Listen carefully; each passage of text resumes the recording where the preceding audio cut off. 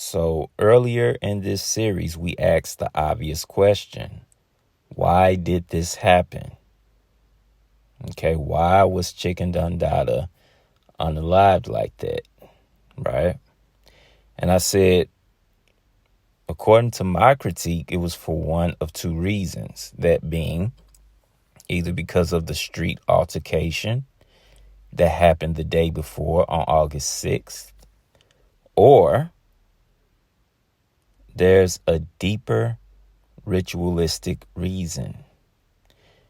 Now, the more and more we get into this story, I really think it's a mixture of both. Okay? And we dealt with reason number one. But here in part 3, we're going to deal with the second reason. And that second reason, of course, is there's a deeper ritualistic reason. Okay? So, without further ado, let's get into that. Okay?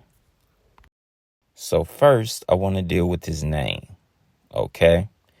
So this is information on the name Dada, and it reads. It says Dada signifies a highly influential and respected figure, particularly within Caribbean and urban culture, especially meaning a big boss or father of all dons. The term combines the Spanish honorific don, a respected leader, with the Jamaican patois Don Dada, father or daddy, creating a title for someone who holds significant authority and command, often within a specific community, territory, or industry. Okay? So, when you look at the name Don or Don Dada, okay, the word Dada, it is the most obvious. Okay, that means father or daddy. Okay, even when you're dealing with a baby, okay, one of his first words is Dada. Okay, when the child or the baby is referring to its father. Okay. Now put that together with the word Don. It really means a respected or a highly respected male figure within the community. Okay, that has authority and command and things of this nature. Well, when you break that down, the phrase Don Dada almost sounds like somebody that would be a lord. Well, there's a reason for that. Let's dive more into the word Don. Okay, from Don Dada. We're going to break down this word Don because it has ancient origins. Okay, let's move forward. All right, so let's take a look at the origins of the name Don. Okay, now when you look at the name Don, right, it goes back to really the Greco-Roman Empire. Well, it really goes back further than that. But we're going to go back to the Greco-Roman Empire, right? When you look at that particular name, Don, it's actually short for Adonis. The name Don is short for Adonis. Okay, now, when you go back to Greek mythology, we know that Adonis was what? He was a Greek hero god. That's what Adonis was. Okay. Now, the name Adonis. Okay, the name Adonis, believe it or not, goes back further than that.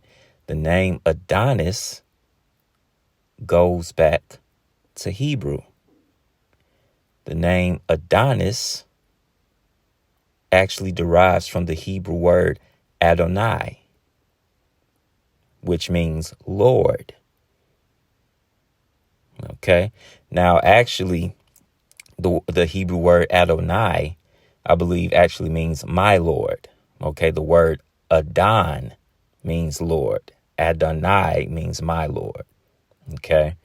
And when you actually go back to the ancient Paleo Hebrew, the word Lord is Adawan. Okay. Or if you wanted to make it my Lord, it would be Adawanya. Okay. But this is the origins of that word Don. When you go through the origins, it really goes all the way back to ancient Hebrew. Okay. Now, why is this significant? This is significant because let's deal with the Adonis first. We know the name Adonis is the name of the Greek hero god that in Greek mythology, Adonis, right?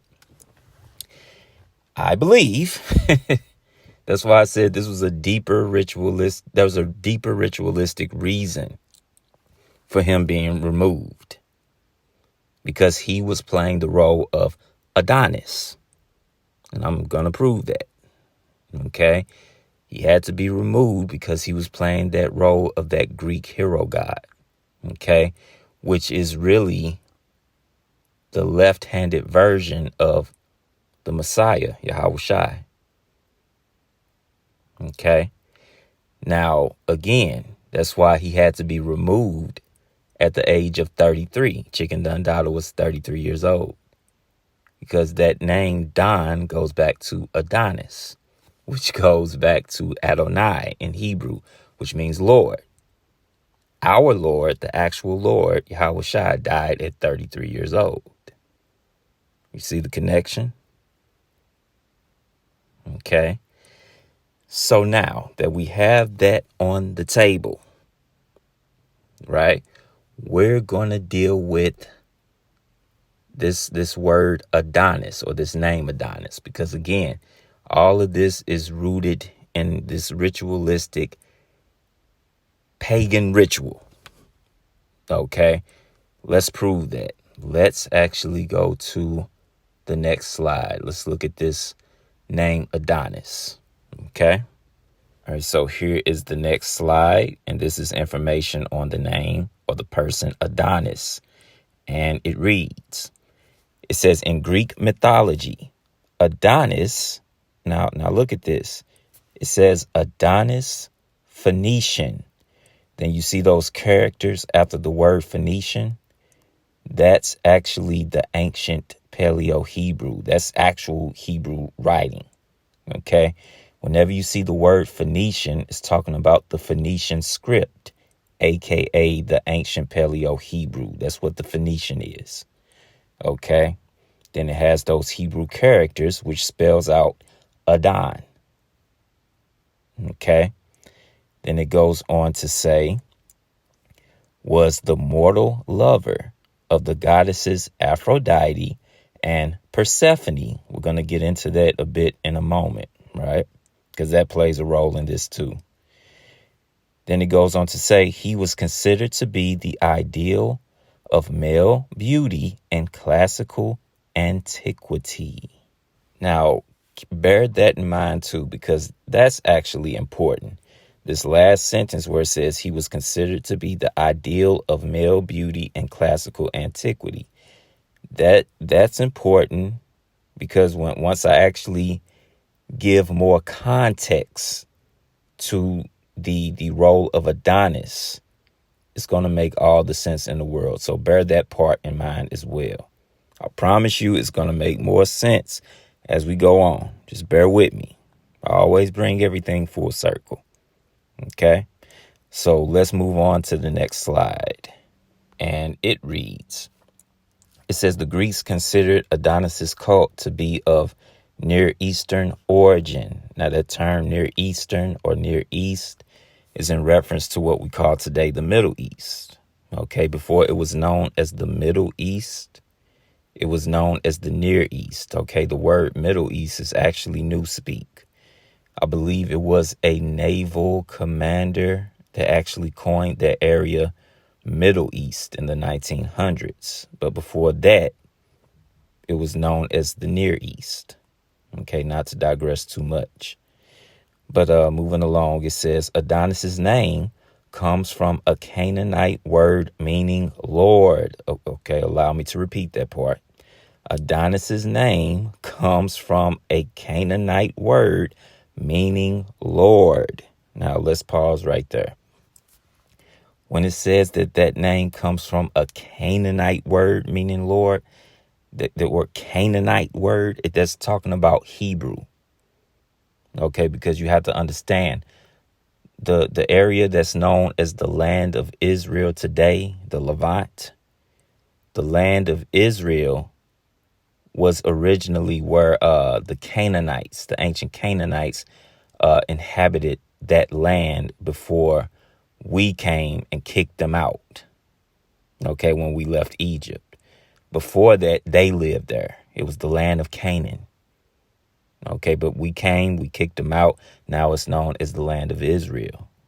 Okay, and we kicked them out and they migrated, I believe, to northern Africa and inhabited places like Carthage and those type of areas.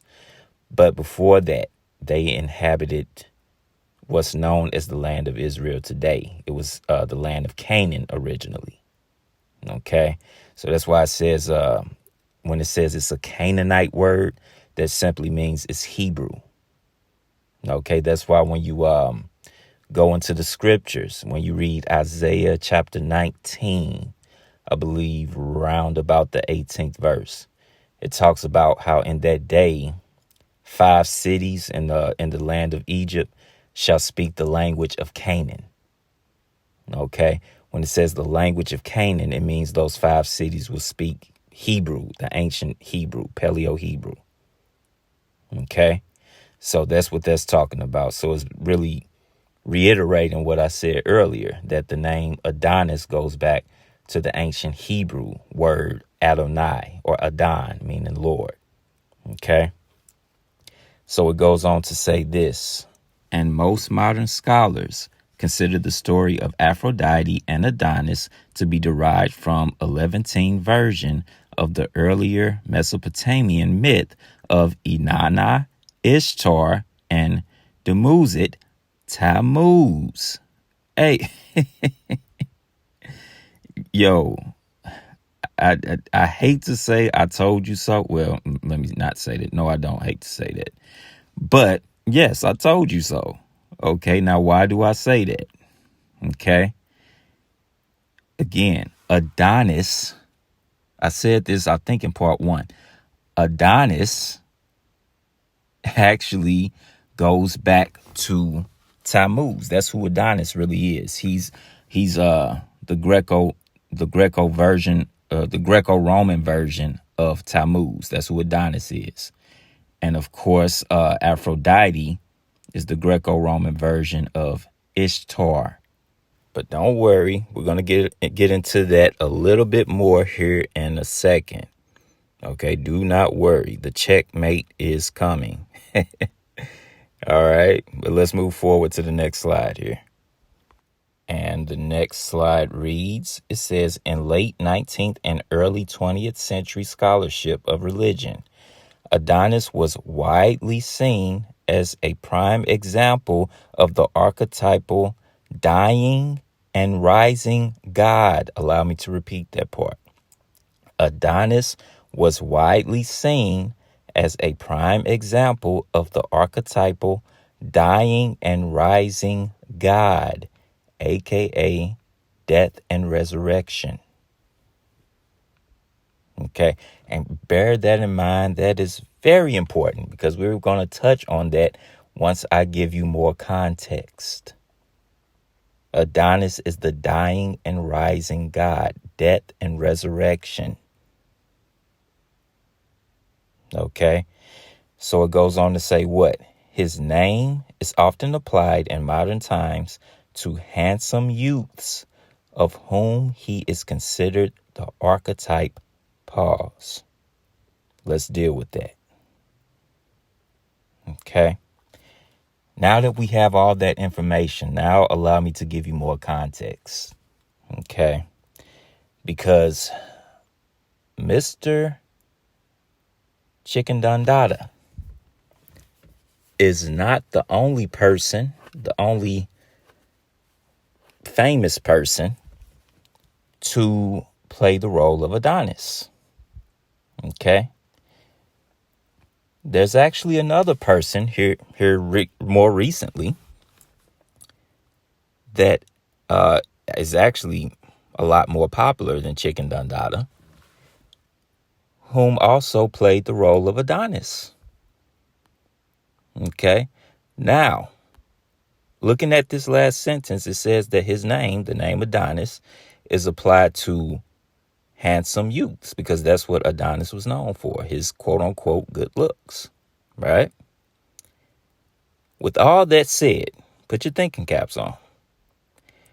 What male actor, and I'm going to narrow it down even more, what black male actor right now, the women swoon over him, okay? Probably the most marketable black actor to date in modern times. What actor am I talking about played the role of Adonis? Well, moving forward, there was a movie series that's known as Creed. The Creed movie series, right? Mr. Michael B. Jordan in the Creed series, Michael B. Jordan played the role of Adonis Creed. That was literally his name in the movie. It was Adonis Creed. Okay? Now, the three-dimensional understanding is he was playing the role of the Greek hero god Adonis. And he was, and I'm about to prove that. I'm going to be using the Creed movie, particularly Creed 2, to give you context because he indeed played the role of the Greek hero god Adonis, just as Chicken Dada did. Okay, this is why Michael B. Jordan had to play this role. Again, there is a reason why women fall over this man. It's because he has that spirit of Adonis on him. Okay, the Greek hero god of male beauty. Okay, so now let's actually get into this. We're going to be using Creed 2 to give you context so you can further understand why this happened to Chicken Dada. Okay, let's get into it. Now, remember how the Creed movie series began, going back to Creed 1. Where did it all start? Remember, the movie started out with Michael B. Jordan, Adonis, in Los Angeles, California. He was doing barroom fights, right? He actually had a desk job and everything like that, but then he quit his day job to pursue boxing. And in order to pursue boxing, what did he do? He left LA, moved to the East Coast to Philadelphia. Okay, Philadelphia is known for what? The Philadelphia Eagles. The eagle being what? The phoenix bird.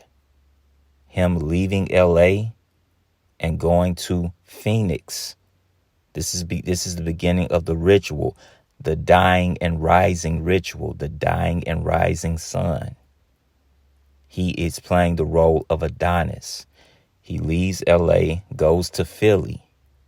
Then in part 2, what happens? He moves back to LA. That represents the dying and rising god. He's playing the role of Adonis. Okay, now let's get into some clips here. Notice the numbers right in the midst of that light, or the light right in the midst of those numbers, rather. Okay, when you add those numbers up, 2 plus 7 plus 4 equals what? 11. Okay, That's why there's a light in the middle. Okay, this represents what? Mind activation. He's gone to Rocky's house because this is mind activation. He realizes it's something that he needs to do to reach a point of enlightenment. That's the 3-dimensional understanding of this. Okay, and he's trying to reach a point of enlightenment. And you're going to understand that as this scene goes on. Okay, let's move forward. How you doing, kid? We gotta talk. Let's take a walk and get some air. Okay? There's stuff in here. Look at that light. Thing's been broken for a couple of years. It's driving me crazy. City won't fix it or nothing. All good as a light. Now, I want y'all to notice how this scene is playing out, okay? Notice how, look at the setting of Rocky's house. Notice how the steps are shaped like a triangle. Okay, because this represents the pyramid of Freemasonry.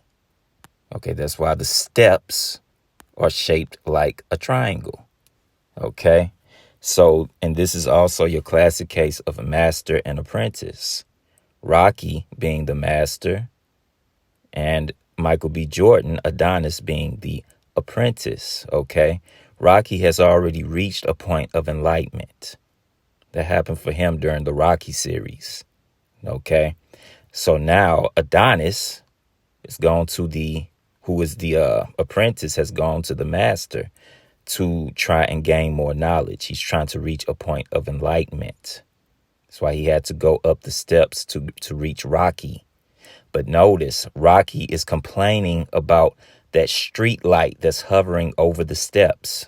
See that street light, how it's out? Again, that's symbolic. The light is not on because Adonis, Michael B. Jordan, has not reached that point of enlightenment yet. That's why he had to descend back down the steps. Okay, this I'm telling you, this movie was actually deep. Okay, but again, you have to look at it with a spiritual eye to understand what's going on. This whole movie was a pagan ritual.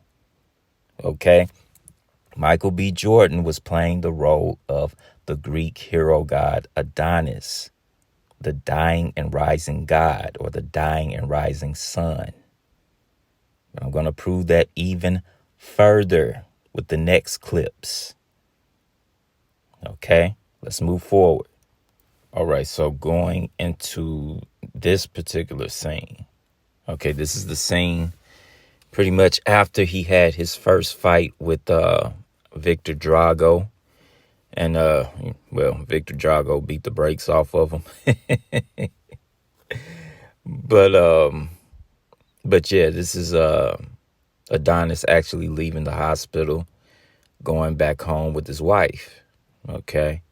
And we're going to see something very curious once they actually get home.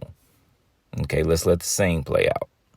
Now, I actually have the scene muted. I'm going to be speaking over it because, nothing really profound was said, but it's actually what we're about to see that's significant. So let's watch closely. They get back into the SUV, headed home. Now, look at this right here. This is what I want. They're back at their home. And if you look at the apartment number, it's 710, right? Now, if we apply the law of reversal, this would actually be 17, okay? Because the 0 has no value, right? So that's actually 17. Now, we know from previous videos that I've done about the number 17, that the number 17 represents what? Death and resurrection. Okay. Again, Adonis is the dying and rising God, the dying and rising sun. Okay. And not to mention the number 17 is highly linked to what? Water. which would explain what the next scenes is going to be about. But I think practically directly after this scene, you're going to see what I'm talking about, how the number 17 is linked with water. Okay, let's actually move forward.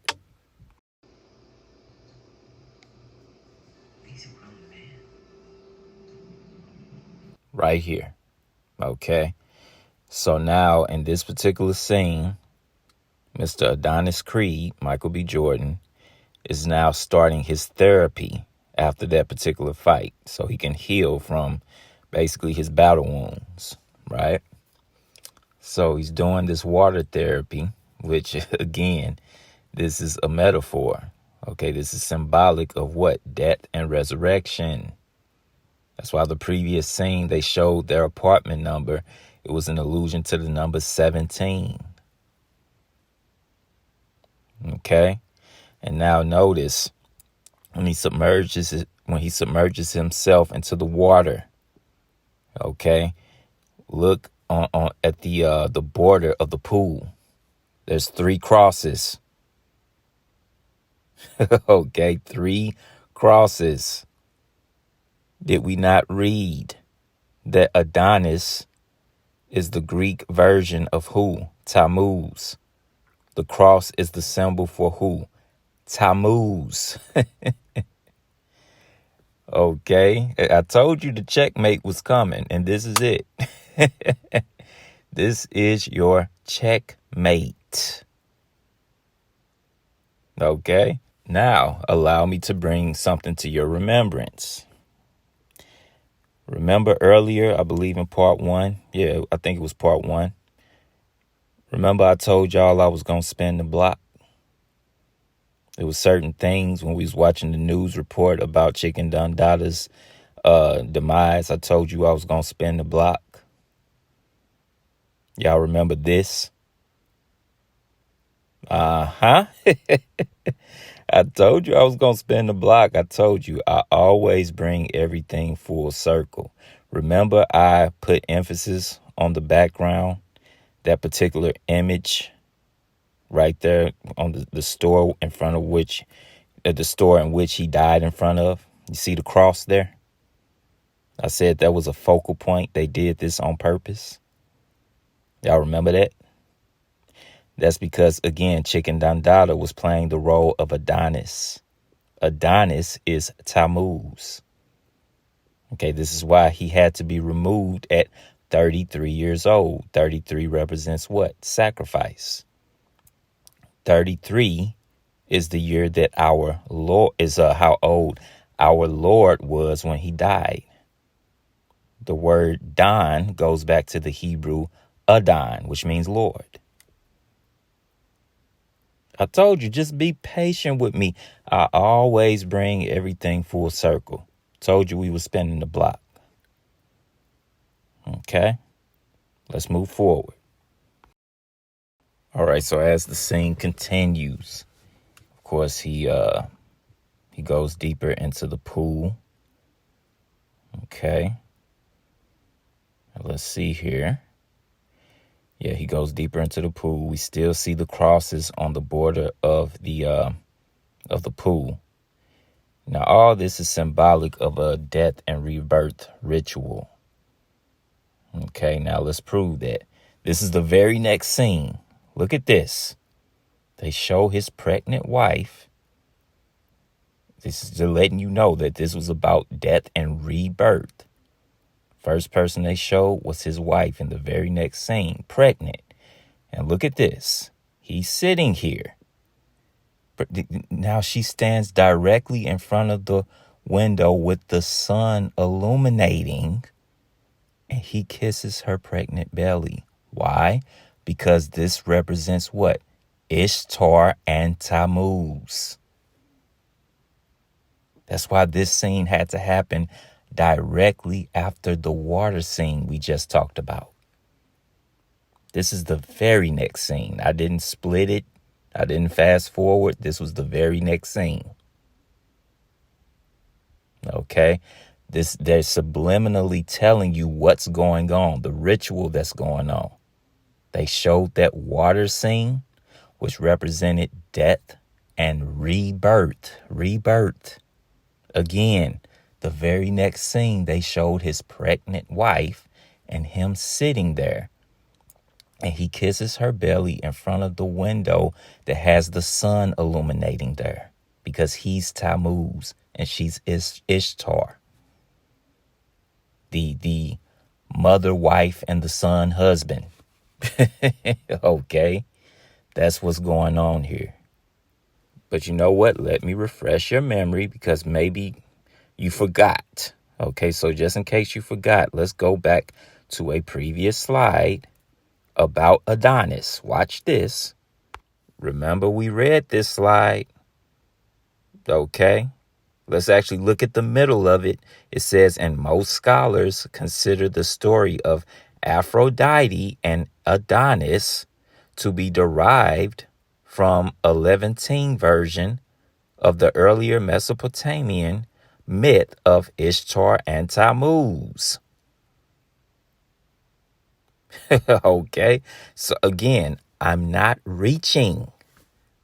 That's the ritual that's being played out. He's playing the role of Adonis, just like Chicken Dada did. He's playing the role of Adonis, and the wife in the movie is playing the role of Aphrodite. Adonis and Aphrodite is Tammuz and Ishtar. That's why those two scenes played out the way that it did. The water scene representing death and rebirth. And then immediately after, they show the pregnant wife who walks into the room. And first she stands by a light, letting you know she's a mother goddess figure. And then she walks over to the window. He kisses her pregnant belly in front of the window with the sun illuminating, because again, they are playing the role of Ishtar and Tammuz.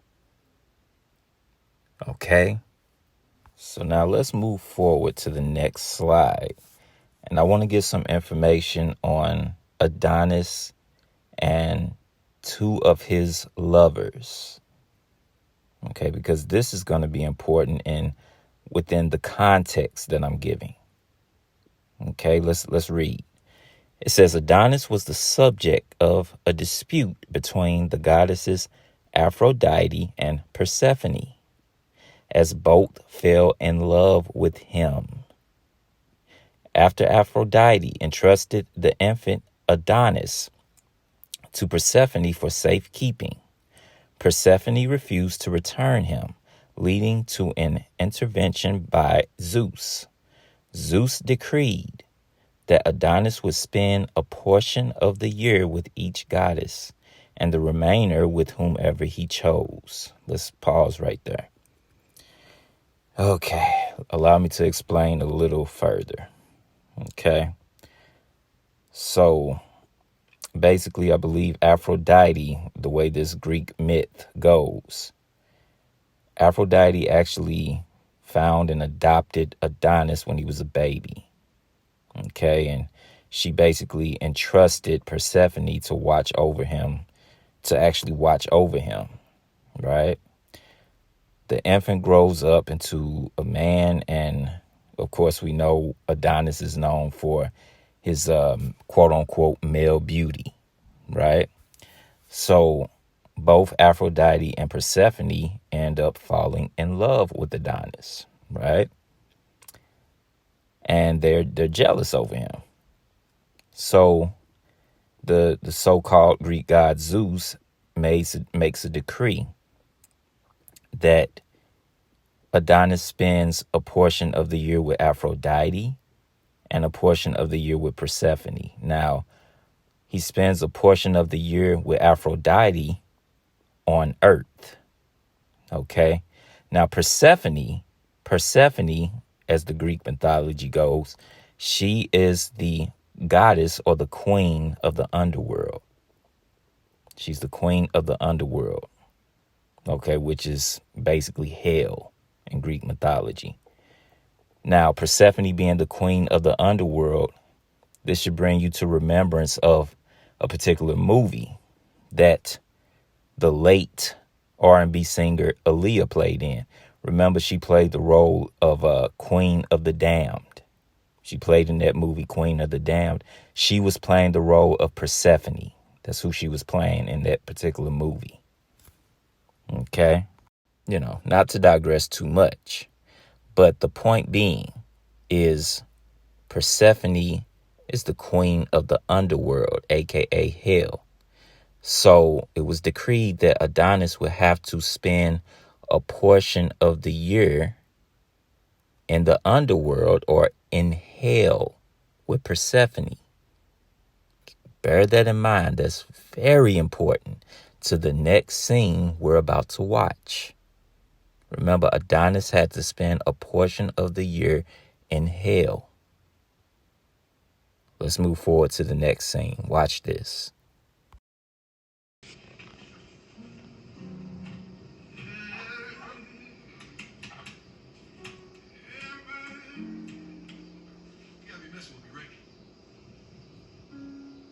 This is the place where fighters go.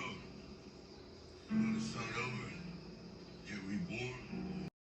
Did y'all hear that? I'm sorry for the quality. I had to record this on my TV with my phone. But Steven Seagal, Rocky, just told Adonis that he said, I heard this is a place where fighters go to start over, to get reborn. That's another checkmate. Again, I told you, on a 2-dimensional level, he's playing the role of Adonis Creed. But on a 3-dimensional level, he's playing the role of Adonis, the Greek hero god, the dying and rising god, the dying and rising sun that represents death and rebirth. That's why Steven Seagal made that statement, because he knows that Michael B. Jordan is playing the role of Adonis, both 2-dimensionally and 3-dimensionally. Okay, let's continue. What took y'all so long? Some wild shit. Yeah. She looks like hell to me. He said, it looks like hell to me. Uh-huh. Now let's see how Rocky responds. Watch this. Since you're going back to hell, you might as well get used to it. Y'all hear that? Rocky said, since you're going back to hell, you may as well get used to it. Now we know on a 2-dimensional level, the hell he's going back to is into a fight with Victor Drago again. But 3-dimensionally, again, he's playing the role of Adonis. This is something that the Greek hero god Adonis had to do every year. Every year he would spend a portion of his time in hell with Persephone. That's why Rocky said it that way. Since you're going back to hell, you may as well get used to it. Because this is a subliminal message that they're relaying. They're letting us know that Michael B. Jordan is playing the role of the Greek hero god Adonis, the dying and rising sun. Okay? Now, I want y'all to notice right now when they first get there, Michael B. Jordan is wearing a black hoodie. Now, let's watch what happens once he starts training. Watch this. Let's go.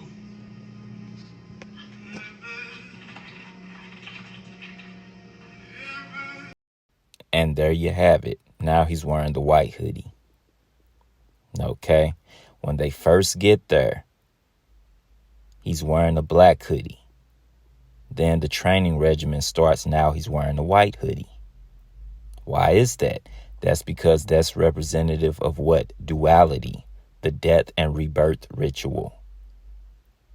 Okay, that's why when they first got there, Rocky made that statement.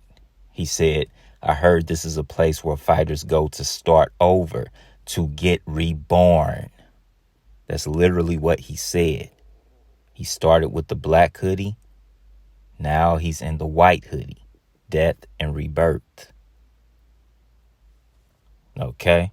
So what is that letting us know? Because as the scene went forward, they likened this place to hell. So what is that letting us know? That him, Adonis, had to die and go to hell to be reborn and reach enlightenment. That's what's going on here. Listen, out of all the out of all the Creed movies, okay, all of them was ritualistic. Okay. This one, though, I think had the most subliminal rituals in it. Okay. Part 3 had the most obvious ones.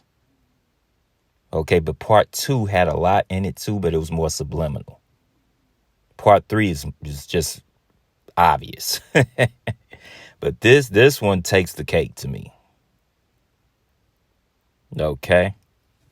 But now we're going to fast forward just a little bit. It's the same scene, but we're going to fast forward just a little bit to further prove my point why I brought up Adonis, Aphrodite, Persephone, and him being the dying and rising sun. We're about to prove that. This next clip. Let's continue.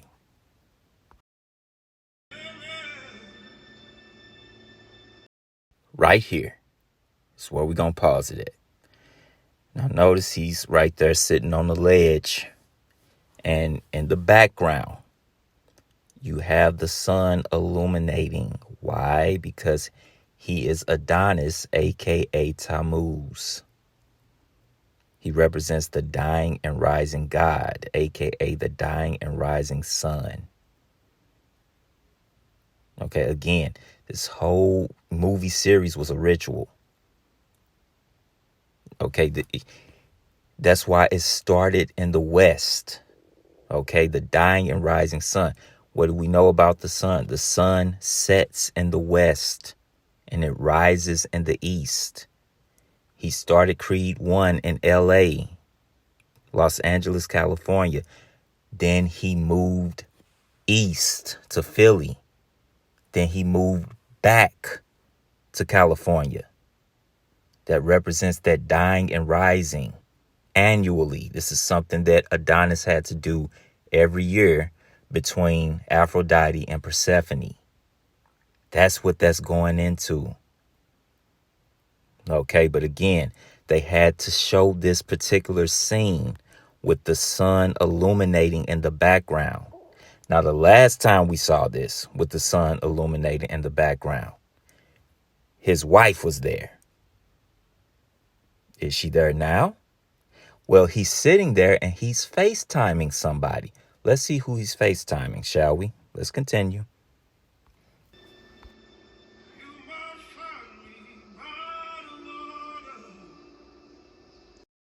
Now, would you look at that?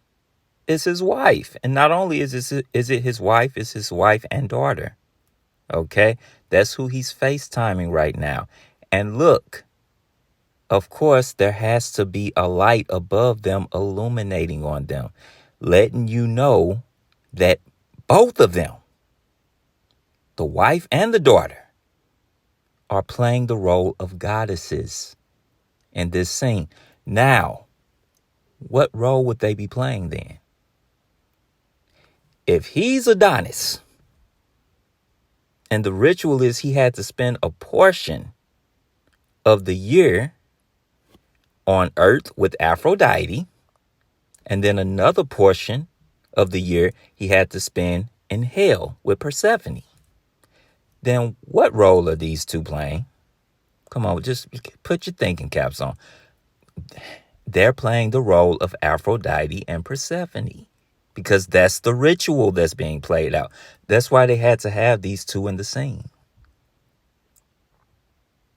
Okay, that's why they had to have these two in the scene. And these are the only two females that you'll see in this particular scene.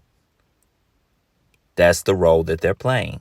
Aphrodite and Persephone, and they're talking to Adonis. I tell you, this is diabolical. But that is what's going on. And of course, this is just my critique. I could be wrong, but that's the way I see it. Okay?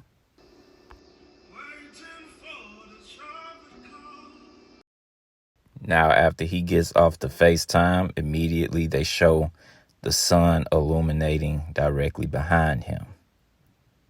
Okay, just further proving that he's playing the role of Adonis.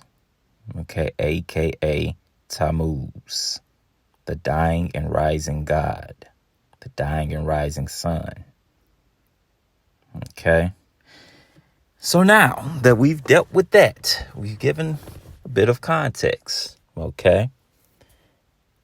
I want to deal with a ritualistic day that's actually associated with Adonis. Okay. And this is really going to drill my point home as to why I say Chicken Dada, his death, there was a deeper ritualistic reasoning to it. You should already understand why I say that based on the context I've given thus far. But now let's really drill it home. Okay, let's take a look at this. All right, so this is a festival known as Adania. I'm guessing that's how it's pronounced. It says the Adania was a festival celebrated annually by women in ancient Greece to mourn the death of Adonis, the consort of Aphrodite. So there is actually a festival that's dedicated to Adonis, the death of Adonis. It's called the Adania. Okay, let's move forward. Let's get more information about the Adania. Watch this. All right, so here is our next slide, and it reads, I'm going to start with this first sentence. It says, the Adania festival commemorated his tragic death, celebrated by women every year in midsummer.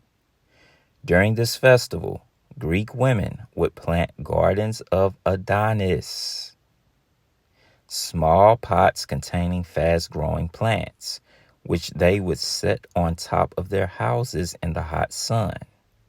The plants would sprout, but soon wither and die. Then the women would mourn the death of Adonis. Okay.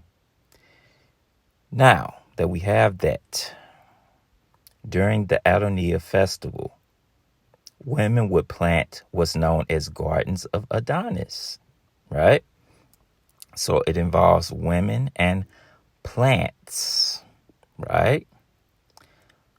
Y'all remember, what was it, part 1? Remember I said I was going to spin the block. Y'all remember that? Well, if you don't, allow me to bring to your remembrance this particular interview. What did I say about this particular interview? I said that there was a reason that they had 2 women do this interview, basically mourning the death of Chicken Dada. Did I not? I told you it was a reason they chose 2 women that was wearing white and black. Again, that represents what? Duality. Because again, Adonis is a dying and rising god. Correct? Did we not just see that in the Creed scene? He entered into hell wearing black, then started the whole training regimen wearing white, and then he wore white throughout that whole scene for the rest of the scene. He did not put on anything black. He didn't put that black hoodie back on. It was always a white shirt or that white hoodie. Go back and watch the movie. I guarantee you I'm right on that. Okay. And then remember I said about this particular interview, and before we even get to that, still dealing with the color scheme. They're wearing white and black, and of course, The sign of the gift shop is in red, black, white, and red for the black mass sacrifice, right? Then remember I said that there was a reason that they had plants behind each woman in this particular interview. Just look over the shoulder of both of them. There's, of course, a pot with plants in it. Again, this is for what? The Adonia. The Adonia is the festival of the mourning of Adonis. I told you I was going to spin the block. I told you I always bring everything full circle. I always do. You just have to be patient with me. Okay? Now, if that's not enough, if you don't believe that this is dealing with the festival of Adonia, which is the mourning of Adonis, if this is not enough, allow me to put the icing on the cake. Okay, watch this. More information on the Adonia, and it reads, Adonia, a mourning ceremony honoring Adonis, dying and rising hero god. It was held in the summer, and some modern pagan calendars place it around August 7th. Allow me to repeat that part. It was held in the summer, and some modern pagan calendars place it around August 7th. Allow me to pose a question now. What day did Chicken Dada get removed? What day was he unalived? Well, if your memory is kind of short, allow me to refresh your memory. Watch this. So I simply typed in Chicken Dada August 7th in the search bar, and this is the AI overview. It says the phrase Chicken Dada August 7th refers to the tragic death of Bronx rapper Chicken Dada on August 7th, 2025. The event has gained attention due to the release of surveillance footage and speculation about a setup. You got that right. Okay, but you see here, he was removed on August 7th, 2025. The Adonia, the festival of the mourning of Adonis, historically has been on August 7th, the same day.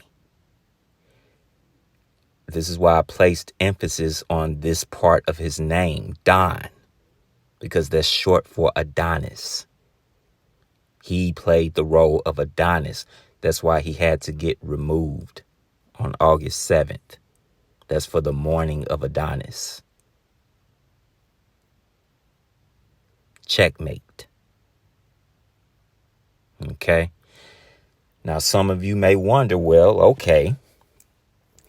based on everything you just showed us, Kaniba, well, Michael B. Jordan played the role of Adonis. Why didn't they just remove him? Well, that's actually a question I cannot answer.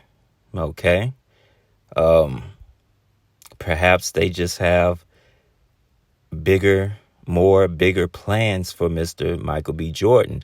But I can say this, he definitely dodged a bullet, okay?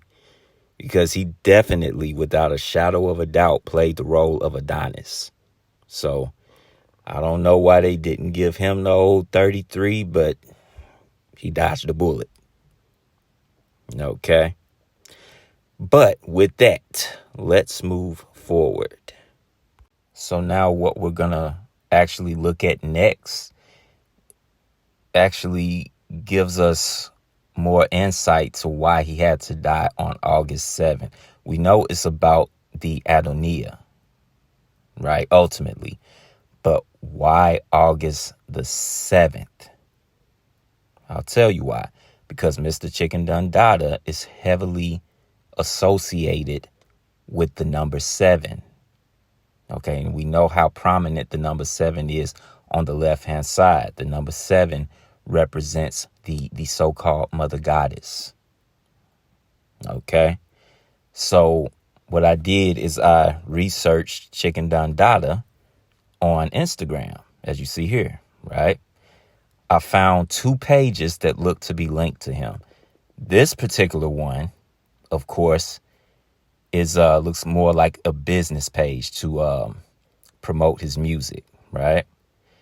Now, as we see here, look at how many posts he ended up with upon his death. 7 posts, right? Now, I want you to look in his bio. Look at the bio.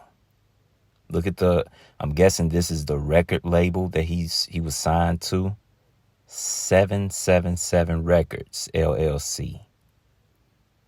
Y'all see that, right? This is someone who is definitely within the craft. Just simply look at the profile pic. Okay, look, he only has his right eye. Well, not his right eye. His left eye is highlighted and it's in red. And the rest of the color scheme is black and white. Black, white, and red. It's letting us know he was really already marked to be removed. Okay, the black, white, and red, of course, again, is for the black mass, sacrifice. Sacrifice to Pan.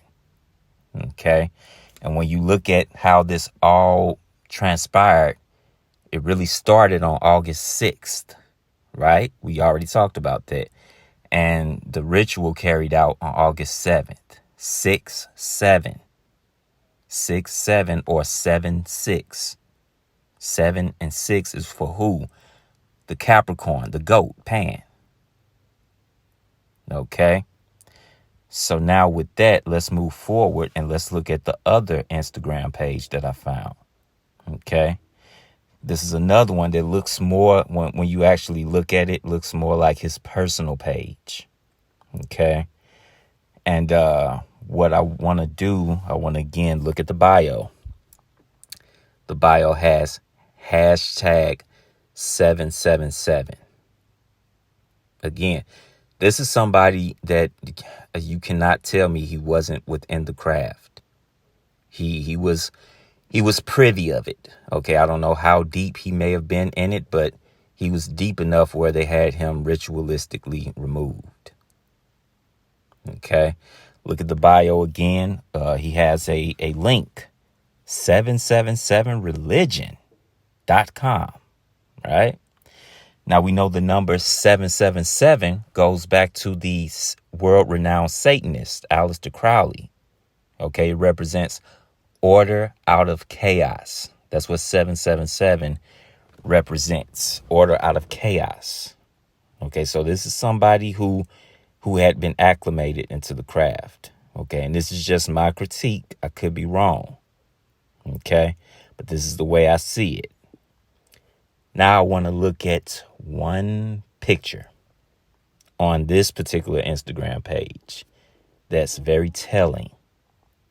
Let's take a look. And of course, here it is. Okay.